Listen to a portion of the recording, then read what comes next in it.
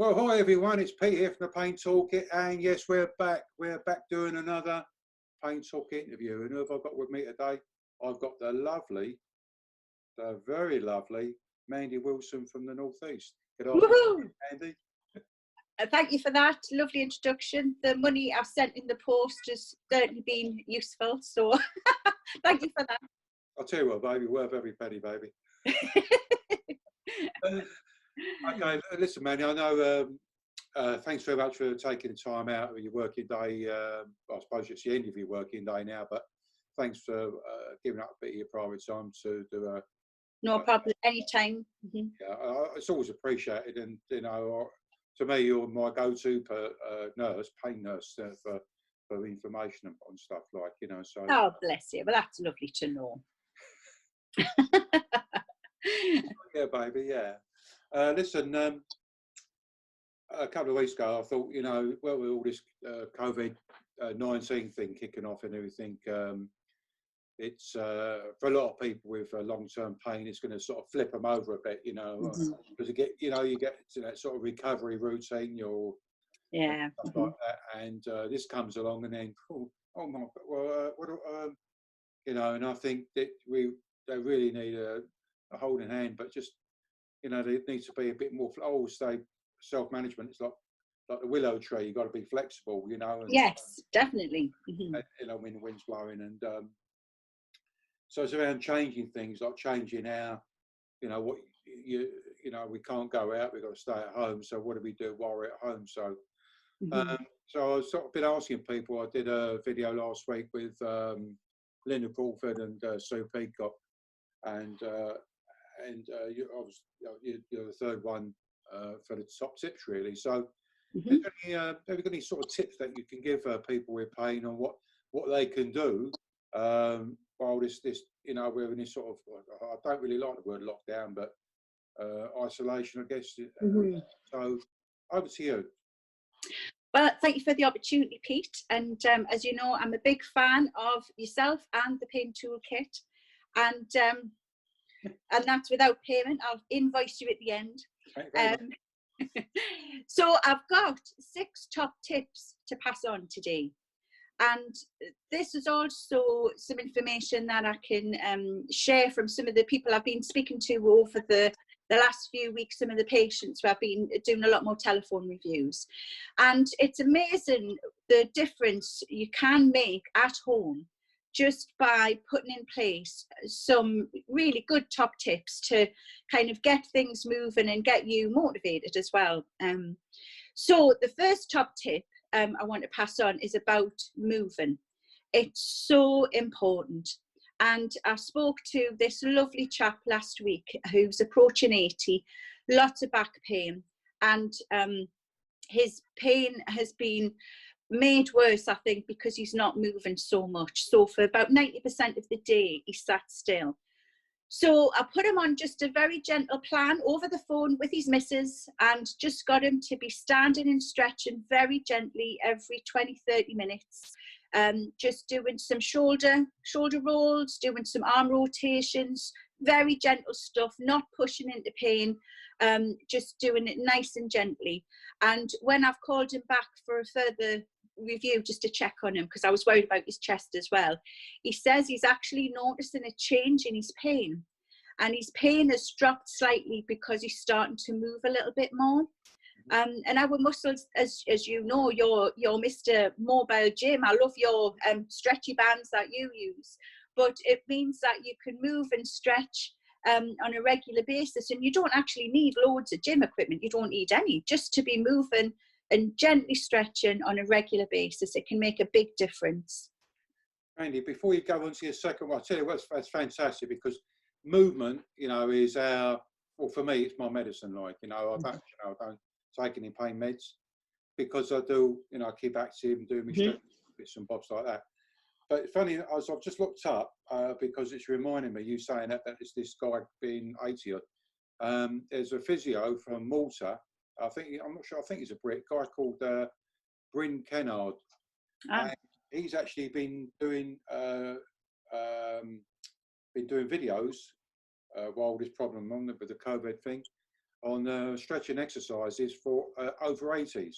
Ah, right. So what I'll do, once we finish, then I'll send you his link. And Oh, that would be great. And I'll share that, yeah. And I mean, I've been following myself, but very, very useful. Mm-hmm. But even his wife said that she'd noticed a change in him, and that his pain just wasn't as bad as it had been. And that's with just implementing just some very simple changes, but it just shows the power of movement. It's so important. Yeah. Mm-hmm. Yeah. My second top tip is the 2 P's, plan and pace. So having a plan, everybody with long-term pain needs a plan. And it might be that you want to be a right SWAT and plan your week ahead, which is brilliant. Or you might just want to go to bed with a nice cup of tea and a pen and a bit of paper and a notebook and make a plan for the following day. So having a plan stops you from developing bad flare-ups of pain. It's really good for your mental health as well. And we're really more aware now because of the isolation, because we need that connection. We're really aware about the importance of looking after your mental health. So having a plan is really good. And what we find as well with people who've got musculoskeletal pain, probably, you know yourself, there's the 4 golden rules I talk about, which is don't stand for too long, don't sit for too long, don't walk for too long, don't stand for too long. So have I said those 4 in the right order? Yes. I think one was said twice, but I can't remember. But they sounded good to me. Don't lie, don't sit, don't walk, don't stand for too long. So also it means not doing one activity for too long. But the other thing is not doing one inactivity for too long as well. So just like I was saying to the chap last week, making sure you're not sitting for long periods, making sure if you can to avoid lying down for long periods through the day, but looking at your activities, don't be kind of doing one thing for too long. So if you're preparing some veg, for example, and you wanting to do some cooking, perhaps just do a little bit for about 20 minutes, then change your activity and do something else. But again, if you've got a plan to follow, it makes things so much easier. And of course, I'm talking about pacing your activities as well. So pacing your activity, but also pacing your inactivity. And again, building that into your plan. How does that work? Tell me how that works about pacing your inactivity. What do you mean by that? So if somebody, say for example, a lot of the patients I've been calling over the last week or so, they'll find that they're sitting for long periods of time. So instead of sitting for these long periods, I talk about pacing your inactivity. So making sure you set a reminder. And if you're going to be sitting, make sure every 20 minutes you stand and do a stretch. I've got one lady, and it's worked really well for her, and this was her top tip. When she watches kind of like anything on ITV, she stands up and has a stretch when the adverts come on. So that's her reminder. But yeah, pacing your inactivity as well as your activity. Okay. Moving on, I'm going to talk about safety. And patient safety, everybody's safety is very important. And you might think, well, what does she mean by that? Part of it is tablets. So unfortunately, I've seen a lot of people who have took far too many tablets. So they might be taking loads of paracetamol and not realising the damage it can do to their livers, for example. I've also had patients where they've took far too much in the way of anti-inflammatory medicines like ibuprofen. And we do know that some of the newer research coming out just really in the last couple of days has shown that those medicines are potentially, or could potentially, have an effect on your immune system, but also they're dangerous for your stomach. I've seen lots of people drinking out of morphine bottles. Well, morphine, I know, Oromorph, the morphine syrup you get is double strength. So from some of my little experiments I've done in clinic where I've had people drink out of just a cup of water when I've been trying to measure how much they've been drinking out of a bottle. Some people can take 40 mils on a drink, some people can take 50 mils. But imagine if you're doing that out of a bottle of morphine. That's like, you know, 80 milligrams, 100 milligrams. That's a massive overdose. And people don't realise it's kind of like double strength. And also things like alcohol. Of course, we're cooked in. And there's a lot of interaction with alcohol, with morphine, with gabapentin, pregabalin, your night sedation, zopiclone. Some people are on diazepam as well. So if you're taking a lot of drugs that make you sleepy and you add an alcohol into the mix, you know, it's significantly going to affect your breathing. So we've got to keep you safe. And make things like having a good fluid intake and making sure you're not drinking too much caffeine, making sure your diet's good as well. So those kind of general safety things, looking after yourself. You know, what's some really good advice there, you know. So the only pills I really take is for my blood pressure, like, so I'm an old fella now. I'm an old guy, so they want to, you've got to take these pills. You're looking good, Pete, you're looking good. I would say I've got a perfect face for radio. I'll tell you one thing that does go amiss sometimes. I don't think it's talked about enough. Is that you know, I mean, you brushed on the alcohol business, and I think that's talked about because it seems to be legal because you can go into a shop and buy it. Mm-hmm.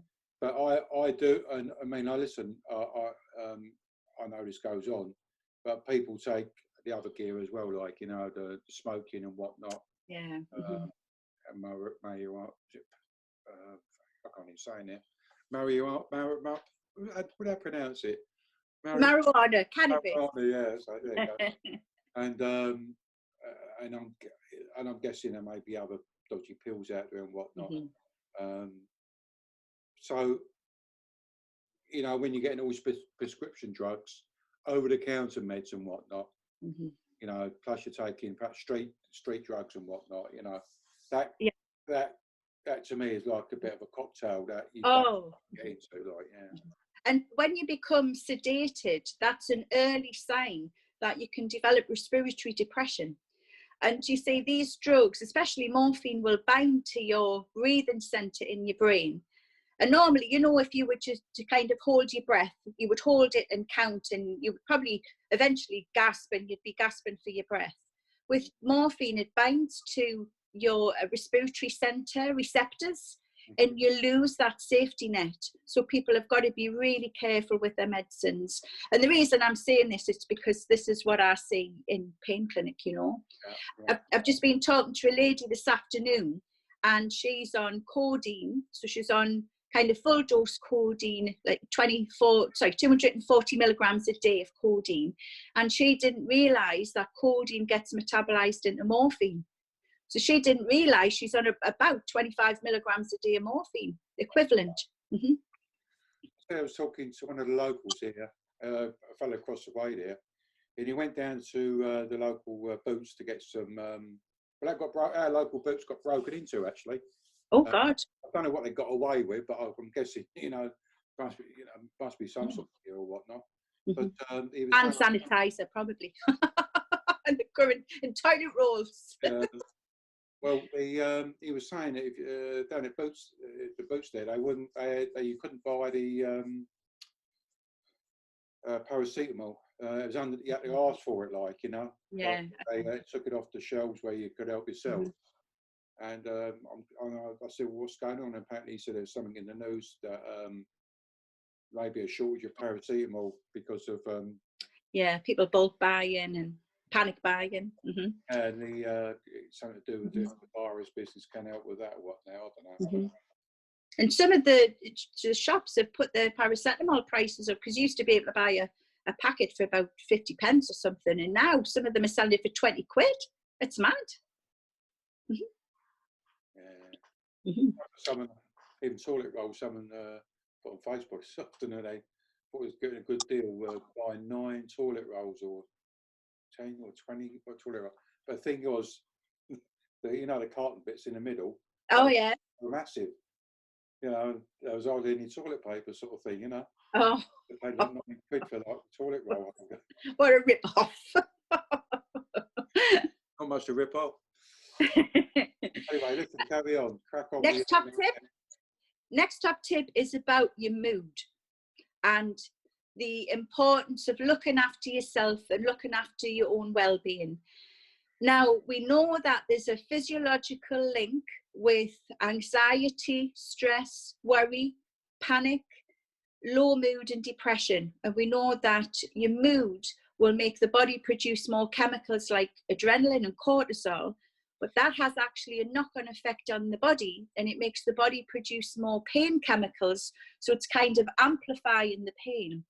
So it's really important to not just look after your mood and your mental health because of the impact it has physiologically on your pain, but also just to look after you yourself. I was talking to my neighbour the other day. She's a lovely lady, and of course the main topic of conversation is the coronavirus, and as soon as we started talking about it, she ran in the house and started crying. So people are just affected by it massively. You've got a lot of people worrying that if they catch it, you know, they're worrying about what happens after that, the impact of isolation, not connecting up with people missing out on all that social interaction, which is massive, you know. So it's really important to look after your mental health and connect with people. What I did last week, I contacted a friend who I hadn't spoke to for a while, and she's just taught her mum how to do FaceTime. So the three of us were doing FaceTime on the phone, and our mum is so funny. She's 81 and she's such a character. And she was trying to show us our leg ulcers on the camera, and she was telling us all the gossip about the neighbours. But what a laugh we had. So even if you can't meet up, just reconnect with some friends you might not have spoken to for a while. And also mindfulness as well. I mean, I'm a big fan of mindfulness, and it's been found to be really good for helping with pain, improving your sleep and reducing anxiety.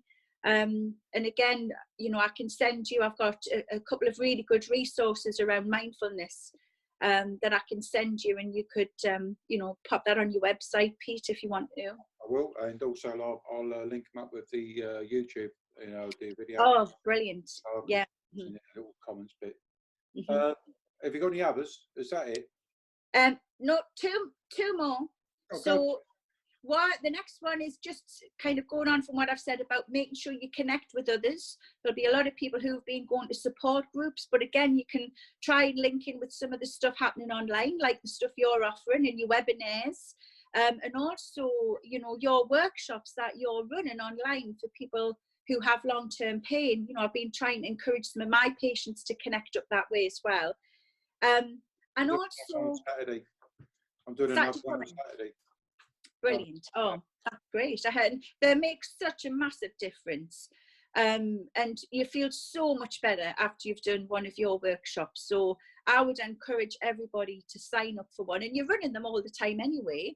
And you've got your webinars coming up, and you've got your drop-in cafe as well. I mean, those are just one kind of resources people can use to keep connected. Also, I would say give yourself permission. Give yourself permission to give yourself a treat, you know, to do something nice for yourself. You know, people give themselves such a hard time, and, you know, they're really quite hard on themselves. So, you know, do give yourself permission to be kind to yourself. I call it, someone said it to me years ago. I was at a meeting once, and they said to me, "When's the last time you bought yourself an ice cream?" I went, "What?" And he said, "Well, it can be an ice cream, but it could be like something else. Like, it's the way you treat yourself, really. Like, absolutely. A lot of people with pain, you know, we're forever, you know, flogging ourselves, like, you know. Yeah. You know, and we're not horrible people. It's just something, as pain's come along, it's a bit of an unwanted passenger on our life. Yeah. And we work hard to manage it. So from time to time, we need to give ourselves a treat, buy yourself an ice cream, do something nice for yourself. Absolutely. I was telling somebody the other week just to make themselves a really nice hot chocolate at home, you know, like pamper yourself, and, you know, don't add the water in, just boil some milk up and make it like a double treat for yourself, and put some cream on the top. And I know. And my last top tip is, don't forget the things which are non-medication based. So things like those fantastic heat pads. I got my friend some for Christmas the other year, where it's they're like a square electric heat pad, a fluffy one. You just plug them into the you know, kind of electric sockets, like a mini hot blanket, you know. Yeah, sure. But you can just have it supporting your back and heating up your back if it's back pain you've got. Of course, I couldn't do any sessions without mentioning one of the things I find fantastic, which is the cooling gel, biofreeze gel, which you can buy over the counter. We love it. Yeah, I love it. Yeah. And good old TENS machines. Now, sometimes people say, oh, TENS machines are rubbish. But, you know, there's been a lot of research done at Leeds University where they've looked at TENS machines in the pain research lab there at Leeds Met Uni. The success rate with them can be between 50 to 60%. You don't need an expensive machine, just one for about £20. Put it on and wear it for long periods of time, and it can really help with pain. So those are my top tips, Pete, for anybody having a bad time. Well, you know, man, I think they're fantastic top tips, and I think whether we're in this problem by listening to the news yesterday, this isn't going to be going away anytime fast, you know. So it's about, you know, where we've been used to sort of doing things one way, we need to write a new action plan, some new goals, learn some new things. You know, personally, I'm finding it quite. I don't really mind it actually personally, because I've got so fed up of travelling around. Yeah. That to me, staying at home, this is fabulous, like, you know. And then get up in the morning, I haven't got to be anywhere, you know. Yeah. So, the only thing I miss is my gym, but I do my stretching exercises, and I started doing a bit more activity. But the weather hasn't been too clever here, so the last couple of days, so I've been in another life. I was being a painter and decorator, so I've been painting my kitchen, and today I was out there painting my shed, like, you know. So I was getting a bit of, you know, there was sort of movement and and stuff like that, you know. But other than that, I swapped my motorcycle for the push bike. I dug that out the other day. Oh, very good. First time in 12 years, and I don't know, I really missed it. Actually, I didn't realise how lovely it was, you know, just cycling around and being able to see things, you know, and going through the country lanes. It was cool. So listen, Mandy, I won't take up any more of your time. Just stick around just after I stop the recording, and I just want to say thanks very much for your tips. Thanks very much. Oh, thank you. Appreciate it. And we'll do some more of these in the near future as well. Well, thank you for asking us. Thank you very much. I've enjoyed it. It's lovely. So listen, guys, thanks very much for watching another Pain Toolkit video. As I over the next sort of few weeks, I'll be doing lots more interviews with other people with pain, and also other healthcare professionals, find out what they're doing, any other top tips that they can provide. Keep a look on the website, look for the webinar link. Scott's working on the new website. He promised me it's going to go live this week, so I'm looking forward to that. So there'll be, so as Mandy said, there's like the webinars coming up. Every month we do the Pain Toolkit Cafe. If you go to the news section, you'll see all those more information about those sort of activities. So until the next time, be cool and groovy. I'll see you soon. Ciao. Bye, all.